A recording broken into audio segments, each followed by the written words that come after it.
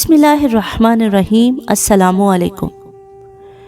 کشادہ سے کچے آنگن میں دھیرے دھیرے شام اتر رہی تھی۔ ٹھنڈی ہوا کے مست جھونکے فضا کو خوشگوار بنا رہے تھے۔ سامنے دیوار کے ساتھ چارپائی بچھائے ماسی رشیدہ میتھی اور پالک کے پتے چن رہی تھی۔ اچانک باہر گلی میں رکشے کا شور سنائی دیا جو عین ان کے گھر کے سامنے آ رکا تھا۔ پھر کسی نے عجلت میں دروازہ کھٹکھٹایا۔ یا الہی، اس وقت کون آ گیا؟ ماسی نے چپلیں پاؤں میں پہنتے ہوئے جلدی سے جا کر دروازہ کھولا تو سامنے ہانپتی کانپتی سی رجو کھڑی تھی۔ 6 ماہ کے منے کو دائیں کندھے سے لٹکا رکھا تھا۔ 2 سال کی گڑیا اس کی ٹانگوں سے چمٹی سہمی سی کھڑی تھی اور ایک چھوٹا سا سفری بیگ اس کے پاؤں میں دھرا تھا۔ اس کو یوں بے وقت دہلیز پر کھڑا دیکھ کر اماں کا دل انجانے خدشوں سے دھڑک اٹھا۔ ہائے اماں، اکرم نے لڑ جھگڑ کر گھر سے نکال دیا ہے۔ سامنے ماں کو دیکھ کر رجو کا بھی ضبط جواب دے گیا اور وہ ایک دل دوست چیخ مار کر ان سے لپٹ گئی۔ ہائے میری بچی، اماں کے رہے سہے حواس بھی جاتے رہے۔ اماں، میں نے بتھیری منتیں کی مگر ظالم نے ایک نہ سنی اور دھکے دے کر گھر سے نکال دیا۔ وہ سسکیاں بھرتے ہوئے بتا رہی تھی، باجی پہلے میرا کرایہ تو دے دیں۔ پیچھے سے رکشے والے کی بیزار سی آواز سنائی دی تو وہ سٹپٹا گئی، مگر میرے پاس تو ایک دھیلا بھی نہیں ہے۔ بس تک کا کرایہ میں ہمسائے سے مانگ کر لائی تھی۔ اچھا تم اندر تو آؤ۔ اماں نے بامشکل خود کو سنبھالا، رجو کو بازو سے پکڑ کر اندر کیا، اس کا سفری بیگ اٹھایا اور پھر رکشے والے سے کہا، بھائی ذرا 2 منٹ رکنا، میں تمہارا کرایہ لاتی ہوں۔ اماں نے چارپائی پر دھرے تکیے کے غلاف سے چھوٹا سا پرس برآمد کیا، اس میں سے پیسے نکال کر رکشے والے کو فارغ کیا۔ جب واپس آئی تو نڈھال سی رجو بچوں سمیت چارپائی پر ڈھیر ہو چکی تھی۔ آخر ہوا کیا تھا؟ پائنتی پر بیٹھتے ہوئے اماں نے تشویش سے پوچھا۔ اماں، ہونا کیا تھا؟ تمہیں پتا تو ہے اکرم کتنا بدمزاج اور غصیلا ہے۔ لڑائی جھگڑے کے لیے کسی ٹھوس وجہ کا ہونا ضروری نہیں ہوتا، ہر وقت جلتے توے پر بیٹھا رہتا ہے۔ دودھ پتی بناتے ہوئے ذرا سا دودھ کیا چھلک گیا، فوراً ہنگامہ کھڑا کر دیا۔ وہ کہتا ہے تم پھوڑ ہو، بدسلیقہ ہو، میرا تمہارا گزارا نہیں۔ ہائے اماں، کس ظالم جابر کے پلے باندھ دیا، میری قسمت ہی پھوٹ گئی۔ اس نے ایک بار پھر زور و شور سے رونا دھونا شروع کر دیا۔ جب یہ بلند آواز میں آہوزاری کمرے میں سوتی ہوئی گڈی کے کانوں میں پڑی تو اس نے کسمسا کر آنکھیں کھول دی۔ لگتا ہے آپا پھر میاں سے روٹ کر تشریف لا چکی ہیں، اس نے کوفت سے سوچا۔ آج ہی اس کا 10ویں جماعت کا آخری پرچہ ہوا تھا اور وہ سکون سے لمبی تان کر سونے کا ارادہ کر کے لیٹی تھی۔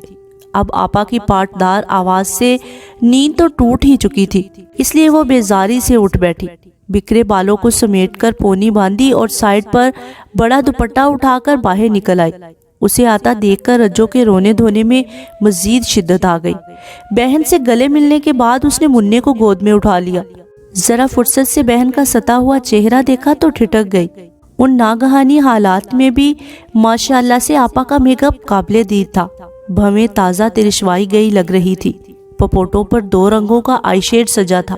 گالوں کا غازہ اگرچہ آنسوؤں کی برسات میں دھل چکا تھا اور ہونٹوں کی لپسٹک بھی مدھم پڑ چکی تھی، مگر گورے گورے ہاتھوں پر میرون نیل پالش خوب بہار دکھا رہی تھی۔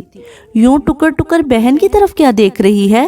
نہ جانے کب سے بھوکی پیاسی ہے وہ، جا کر کھانے پینے کا بندوبست کر۔ اماں نے اس کی محویت پر اسے لتاڑا تو وہ خجل سی ہو کر منے کو گود میں اٹھائے ہی کچن کی جانب چل دی۔ شام اب رات میں ڈھل چکی تھی۔ گڈی نے برآمدے کے پردے برابر کیے اور بچوں کو لے کر اپنے کمرے میں آ گئی۔ تھکی ہاری سی رجو تو کھا پی کر لیٹ گئی تھی۔ اماں نے بھی اس کے برابر والا پلنگ سنبھال لیا تھا، مگر بچوں کا فی الحال سونے کا کوئی موڈ نہیں تھا۔ اس نے دونوں کو چٹائی پر بٹھایا اور الماری سے کھلونے نکال کر ان کے سامنے رکھ دیے اور پھر خود بھی ان کے پاس ہی آلتی پالتی مار کر بیٹھ گئی۔ آج ہی تو اس کے امتحانات ختم ہوئے تھے اور اس نے فارغ وقت کا بہترین استعمال کرنے کے لیے کئی پروگرام بنا رکھے تھے۔ محلے میں ایک نئی درزن آئی تھی، وہ اتنے نفیس پیچیدہ ڈیزائن کے گلے بناتی تھی۔ اس نے سوچا تھا کہ وہ اس سے سلائی سیکھے گی، خاص طور پر قمیضوں کی فٹنگ سیکھنے کا اسے بے حد شوق تھا۔ 1-2 کوکنگ کورسز کرنے کا بھی ارادہ تھا، مگر اب رجو آپی کی آمد سے سب کچھ کھٹائی میں پڑتا دکھائی دے رہا تھا، کیونکہ آپی نے تو اب صرف آرام کرنا تھا۔ یا پھر اپنی ناکام ازدواجی زندگی کا ماتم کرتے رہنا تھا۔ ایسے میں اماں کو بیٹی کی دلجوئی سے فرصت ہی نہیں ملنی تھی، اور گڈی بیچاری کو گھر کے کام کاج کے علاوہ 2 بچوں کی ذمہ داری بھی سنبھالنی پڑنی تھی۔ 7 سال ہو چکے تھے رجو کی شادی کو، مگر ابھی تک اس کی اپنے شوہر کے ساتھ ذہنی مطابقت ہی نہ ہو سکی تھی۔ آئے روز دونوں میں ٹھنی رہتی تھی، حالانکہ رجو اپنی راجدھانی کی اکیلی مالک تھی۔ ساس نند کا بھی جھمیلا نہ تھا۔ ایک جیٹھ تھا جو فیملی سمیت بیرون ملک مقیم تھا۔ بظاہر اکرم بھی سلجھا ہوا مہذب انسان دکھتا تھا، مگر پھر بھی دونوں میاں بیوی کے مابین ازدواجی اختلافات شدت اختیار کرتے جا رہے تھے۔ اکثر گھمسان کی جنگ ہوتی، کبھی رجو خود ہی روٹھ کر بچوں کو لے کر میکے آ دھمکتی، اور کبھی اکرم لڑ جھگڑ کر نکال دیتا۔ ان کے گھر کی فضا بھی خراب ہو جاتی۔ اماں ابا الگ سر پکڑے پریشان حال وحشت زدہ سے رہتے، پھر خاندان کے کچھ بزرگ بیچ میں پڑھ کر صلح کروا دیتے، اور رجو ہزاروں نصیحتیں اور ہدایات پلو سے باندھے اپنے گھر سدھارتی تو سبھی سکون کا سانس لیتے۔ مگر 1-1.5 ماہ بعد پھر دونوں میاں بیوی میں کسی بات پر جنگ چھڑ جاتی، معاملات نازک رخ اختیار کر لیتے۔ اماں تم کچھ بھی کہو، میں اب واپس نہیں جاؤں گی۔ کچن میں بیٹھی رجو کا انداز 2 ٹوک تھا۔ ہائے نہیں میری بچی، ایسا نہیں کہتے۔ اماں کا دل دہل گیا اور آٹا گوندتے ہاتھ ایک لمحے کے لیے رک گئے۔ میاں بیوی میں 100 اونچ نیچ ہو جاتی ہے، مگر اماں اب میں مزید بے عزتی برداشت نہیں کر سکتی۔ تم فکر نہ کرو، تم پر بوجھ نہیں بنوں گی، لوگوں کے جھوٹے برتن دھو کر اپنے بچوں کا پیٹ پال لوں گی۔ رجو، بات خرچے پانی کی نہیں ہوتی، گھر ٹوٹنے کی ہوتی ہے۔ اچھی بچیاں ذرا ذرا سی بات پر اپنا گھر خراب نہیں کرتی۔ اماں نے رسان سے سمجھایا، مگر اس بار رجو مصالحت پر قطعی آمادہ نظر نہیں آ رہی تھی۔ دوسری طرف اکرم کی جانب بھی خاموشی تھی۔ اماں ابا سخت پریشان تھے۔ اسی کیفیت میں کئی دن گزر گئے۔ پھر ایک شام اچانک رجو کی خالہ ساس تشریف لائیں۔ شرمندہ شرمندہ سا اکرم بھی ہمراہ تھا۔ نہایت نیک اور بھلی خاتون تھی۔ جب علم ہوا کہ بھانجے اور اس کی بیوی میں ناچاکی چل رہی ہے تو فوراً صلح کروانے پر کمر بستہ ہو گئی، اور اکرم کو کسی نہ کسی طرح سمجھا بجھا کر ساتھ لے آئی۔ اتنے دن سے اداس بچے فوراً باپ سے لپٹ گئے۔ ان کا والہانہ انداز دیکھ کر رجو بھی کچھ نرم پڑ گئی۔ کچھ اماں ابا نے بھی زمانے کے سرد گرم سے آگاہ کیا تو وہ ساتھ جانے پر رضامند ہو گئی۔ اگلے مہینے خالہ ساس کے اکلوتے بیٹے کی شادی تھی۔ جاتے جاتے وہ اماں ابا کو شرکت کی دعوت بھی دے گئی۔ اتفاق سے ان دنوں ابا کو زمینوں پر بہت کام تھا۔ فصلوں کو پانی لگنے کی بھی باری انہی کی تھی، تو اس لیے انہوں نے جانے سے معذرت کر لی۔ گڈی کو اماں ویسے ہی ساتھ لے جانا نہیں چاہ رہی تھی، کیونکہ بیاہی بیٹی کے سسرال میں وہ کنواری بیٹی کو لے جانا مناسب نہیں سمجھتی تھی۔ پھر پیچھے سے رجو کے ابا کو بھی روٹی پانی کا مسئلہ ہوتا، اس لیے وہ اکیلی ہی روانہ ہو گئی۔ رجو بھی بچوں کے ہمراہ پہلے ہی وہاں آ چکی تھی۔ اکرم نے ایک دن بعد آنا تھا۔ خوش بات سی سجی سمری رجو کو دیکھ کر اماں کے گلیجے میں ٹھنڈ پڑ گئی۔ شادی ختم ہوئی تو رجو اصرار کر کے اماں کو اپنے گھر لے آئی۔ اماں جانا تو نہیں چاہ رہی تھی، مگر ولیمے کی شام موسلا دھار بارش برسی۔ گاؤں جانے والا راستہ خراب ہو گیا۔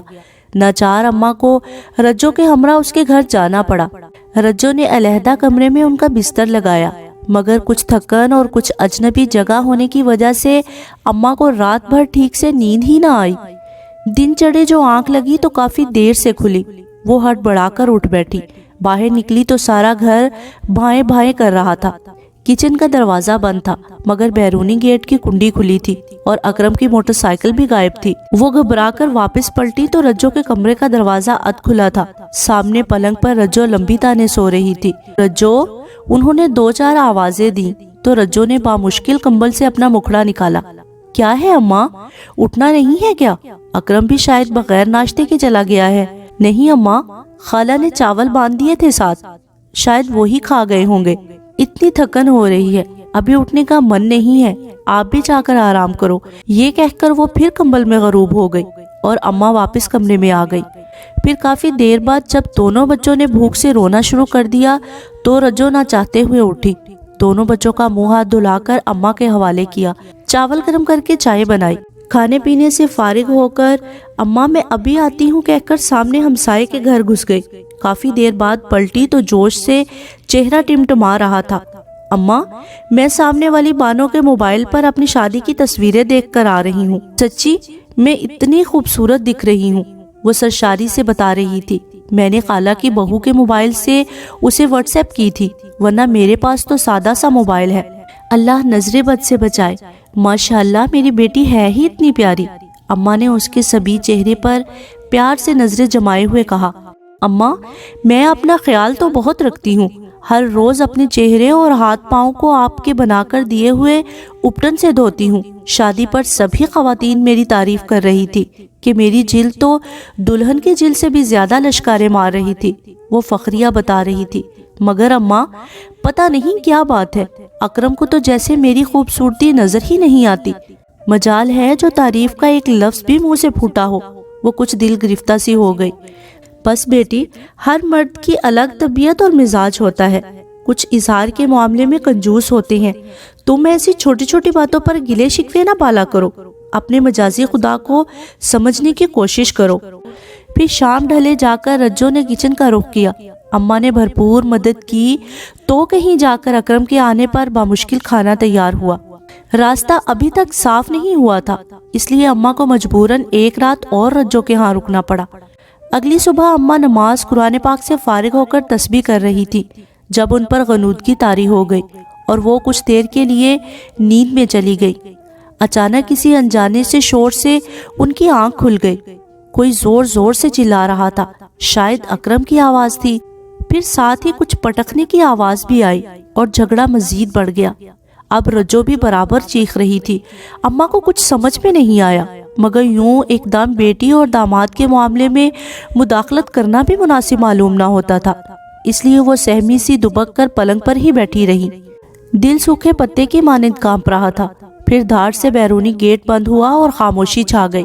تھوڑی دیر بعد روئی روئی سی رجو کمرے میں داخل ہوئی۔ کیا ہوا تھا؟ اماں کے منہ سے سرسراتی سی آواز نکلی۔ اماں قسم سے میرا کوئی قصور نہیں، اکرم کام پر جانے کے لیے تیار تھا، منی کو گود میں اٹھایا تو اس نے اکرم کے کپڑوں پر دودھ گرا دیا، اب فوراً دوسرا سوٹ مانگ رہا تھا۔ ہاں تو جلدی سے استری کر دیتی۔ اوہ شاید بجلی نہیں ہے، اماں نے تاریک بلب دیکھ کر کہا، مگر میں نے تو تمہیں جہیز میں گیس والی استری بھی دی تھی، اس سے کر دیتی۔ وہ اماں دراصل کوئی سوٹ دھلا ہوا بھی نہیں تھا، رجو نے اٹک اٹک کر کہا۔ اماں شادی کی تیاری میں مصروف تھی، کپڑے دھونے کے لیے واشنگ مشین نہیں لگا سکی، بس اتنی سی بات تھی۔ رجو یہ اتنی سی بات نہیں ہے، اگر واشنگ مشین لگانے کا ٹائم نہیں تھا تو کل جو آدھا دن ہمسائے کے گھر ضائع کر کے آئی، اسی وقت میں تم ہاتھ سے اس کا ایک ہاتھ جوڑا دھو دیتی۔ دیکھو رجو، یہی چھوٹی چھوٹی باتیں ہوتی ہیں جو مرد کو احساس دلاتی ہیں کہ اس کی ذات کو اہمیت دی جا رہی ہے یا نہیں۔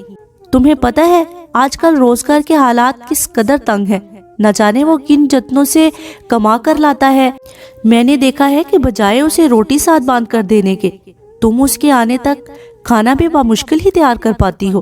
پیاری بیٹی، یہ ٹھیک ہے کہ یہ تربیت میں نے ہی تمہیں دی تھی کہ شادی کے بعد اپنی ذات کو بھول نہ جانا، آرائش و زیبائش کا خیال رکھنا، مگر دوسرے فرائض کو بھی نظر انداز کرنے کے لیے تو نہیں کہا تھا۔ اب ایک بھوکے پیٹ مرد کو بیوی کا سجا سنورا روپ کیا خاک نظر آئے گا؟ بات صرف روٹی پانی یا کپڑے جوتے کی نہیں ہوتی، اس طرح کی لاپرواہیوں سے اسے اپنی ذات کے مسترد کرنے یا نظر انداز ہونے کا احساس ہوتا ہے جو اس کی مردانہ انا کو کسی صورت گوارا نہیں ہوتا۔ شرمندہ شرمندہ سی رجو اب اماں سے نظریں نہیں ملا رہی تھی۔ یہ اس کی نااہلی ہی تھی کہ اکرم کو شاید ہی کوئی چیز وقت پر ملتی تھی۔ بیٹی ابھی بھی زیادہ دیر نہیں ہوئی، ابھی تو تمہارے ہمراہ کوئی سسرالی رشتہ نہیں ہے، ورنہ معاملہ شاید زیادہ گمبھیر ہو جاتا۔ زیادہ مشکل نہیں ہے، اپنے وقت کی درست تقسیم کرو، انشاءاللہ ہر کام وقت پر ہو جائے گا۔ میں نے پیار سے اس کا سر تھپکتے ہوئے کہا تو وہ بھی مشکور سی ان سے لپٹ گئی۔